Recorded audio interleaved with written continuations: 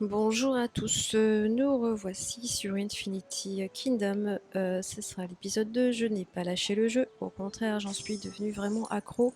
Donc en une petite semaine, mon château est passé niveau 16 ce matin. Je suis en train de monter beaucoup de choses. Donc là, l'académie qui est en cours de route et l'hôpital. L'académie, pareil qu'Aroc, ça permet d'apprendre des technologies, donc c'est hyper important. En montant mon château au niveau 15, j'ai débloqué le Mystérium.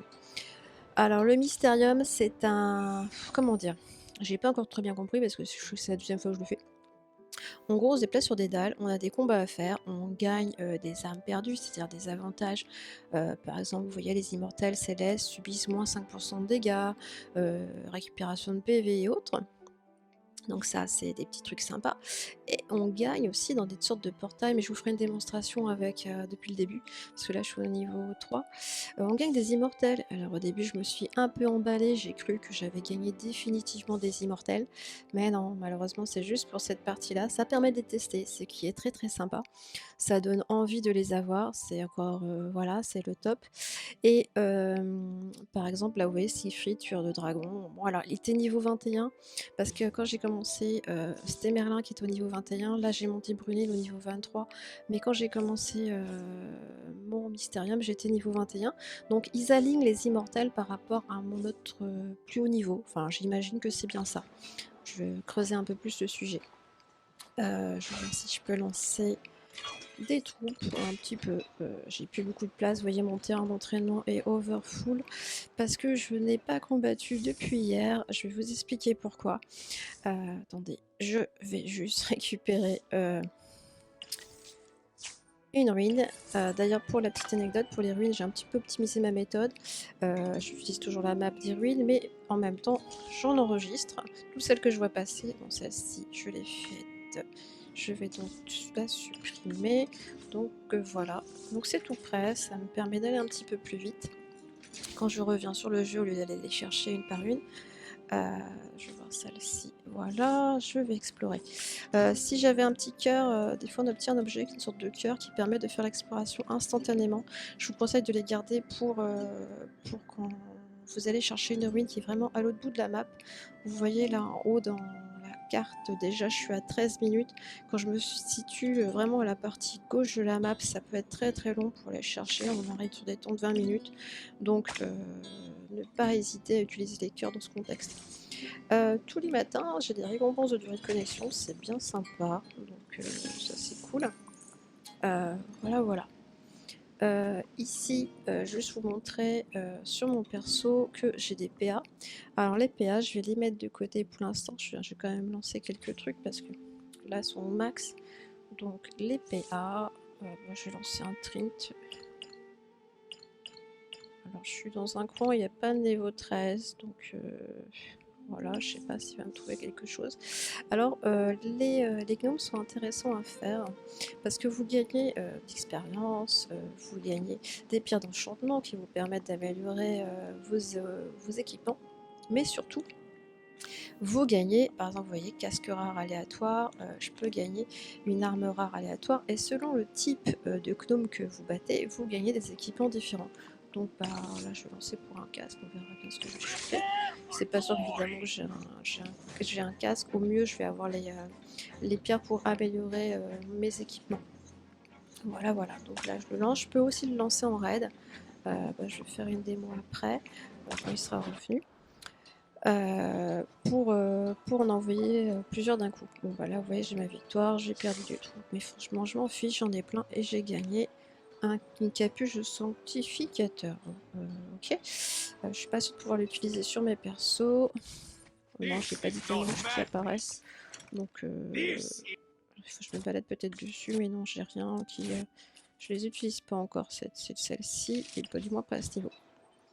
Alors, vous voyez mes deux petits persos là au milieu de la map, ils me disent des soldats blessés, attendent d'être soignés. Donc je vais y aller, c'est bien pratique ces deux petits bonhommes, ils me disent ce que je dois faire. Faut pas que j'oublie des choses. Juste, donc le raid, toujours sur les gnomes. Par exemple, je vais prendre les bacans, je vais mettre niveau 12 du coup, je vais faire un raid, je vais en lancer 3. Et voilà, là c'est parti tout seul et ça va se faire tout seul. J'ai pas en cherché 3 sur la map, c'est en automatique. Donc c'est pas mal du tout.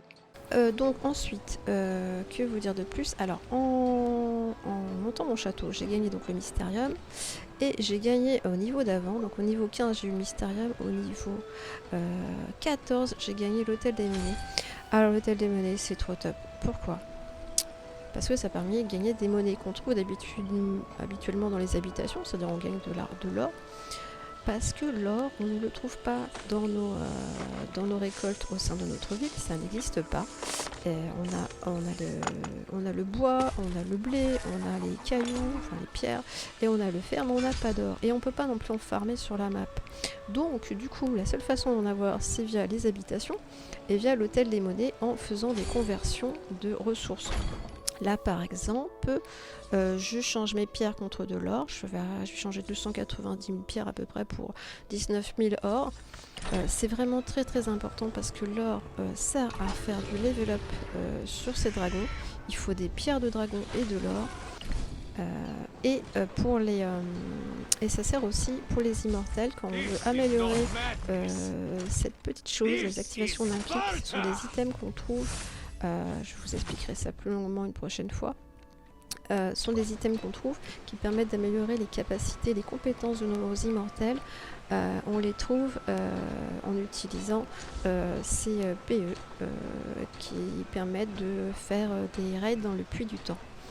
Mais ça, je ferai ça spécifiquement en l'expliquant en détail. Donc l'or hyper important pour les dragons, pour les persos, donc n'hésitez pas hésiter à changer ses ressources. Les ressources on peut en farmer sur la map, on en trouve facilement. Moi je suis toujours blindée de ressources parce que quand on attaque des personnes on en récupère aussi, donc ne pas hésiter. Et c'est aussi d'ailleurs un des sujets que je voulais voir avec vous, j'ai découvert ça il y a 2-3 jours, la noblesse. La noblesse, on récupère des points de noblesse, c'est des points d'honneur quand on va se fighter contre des ennemis, mais des ennemis réels, c'est-à-dire des personnes qui ont des villes, des châteaux. Donc, quand on se bat contre n'importe qui, alors sur mon serveur, je suis sur le serveur 14, on respecte globalement les couleurs, donc les rouges n'attaquent pas les rouges, c'est un petit peu comme ça pour l'instant, je sais pas si ça va durer, on verra bien. Voilà, là j'ai récupéré tout mon raid. Du coup, sur mon serveur, comment on va, l'idée c'est de se balader sur la map à un ou à plusieurs et d'attaquer tout ce qu'on peut attaquer notre niveau. Si vous lancez une guerre contre je pense que bientôt on va faire des guerres les uns contre les autres, ça sera très très intéressant. Moi j'aime le fact, même si je vais me prendre encore des branlées, c'est pas grave. D'ailleurs quand vous n'oubliez pas de mettre, quand vous quittez le jeu, une troupe en garnison. Moi je mets ma seule et unique troupe la plus forte que j'ai, je suis free to play. J'ai juste acheté Merlin pour 1 €. Donc ne pas hésiter à mettre sa troupe en garnison, ça tient un petit peu mieux quoi. Une fois que votre ville est attaquée au bout de plusieurs fois, elle change d'emplacement. Petit aparté, je suis dans une alliance, vous voyez on s'est bien rangé parce que ce soir on va faire quelque chose de très très particulier. On va prendre pour la première fois notre ville. La ville c'est ce qu'il y a au milieu. La ville donne des avantages à tous les membres de l'alliance. Donc on va en avoir une, elle est niveau 3. Et on s'est classé un petit peu tout autour par ordre par ordre d'attaque. Disons par capacité, par puissance de team, à peu près. Donc les plus gros, c'est-à-dire notre chef Myrdin va attaquer le premier et on va tous swarmer en même temps, on va tous attaquer en même temps cette ville pour l'avoir.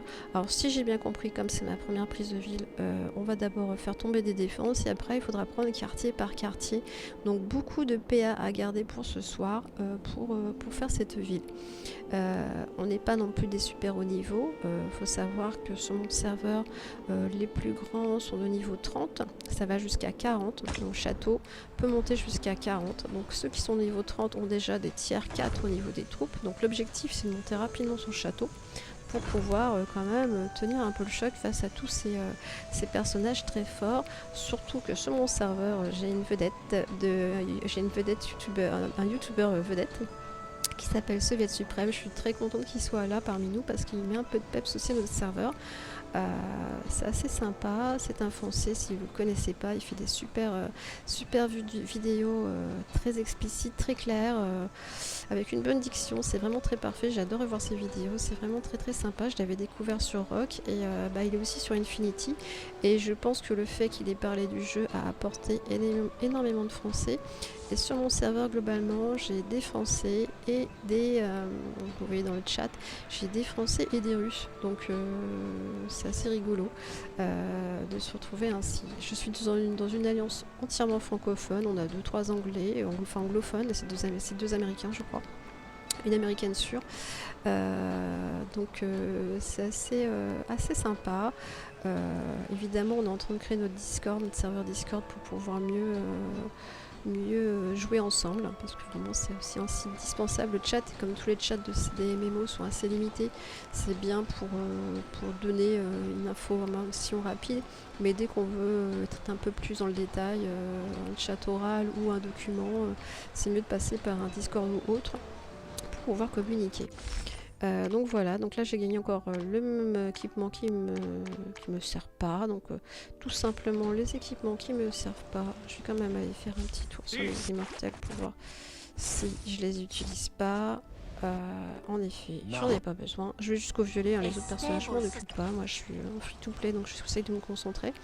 Je vais aller dans le laboratoire d'alchimie et je vais démanteler tout ce qui me sert pas. Pour l'instant je vais supprimer tous les verres. Hop, ça me donne des pierres. Là, pierres vertes qui vont me permettre d'augmenter mes équipements. Alors, par exemple sur Léonidas, je vais renforcer. On peut renforcer en un clic, c'est-à-dire que tout est renforcé à gauche, tout est renforcé au plus haut, ou renforcer item par item. Moi c'est ce que je fais en ce moment parce que je renforce surtout mes bleus, même si avoir une ligne complète au même niveau c'est mieux, parce que ça donne des avantages aussi. Voilà. Juste au niveau team, vous allez voir partout, ouais, il faut faire une team eau, une team vent, une team terre, etc. Ouais, dans l'idéal, c'est bien. Surtout quand on est free to play, c'est un peu plus compliqué, il faut avoir un super bon tirage au niveau des immortels.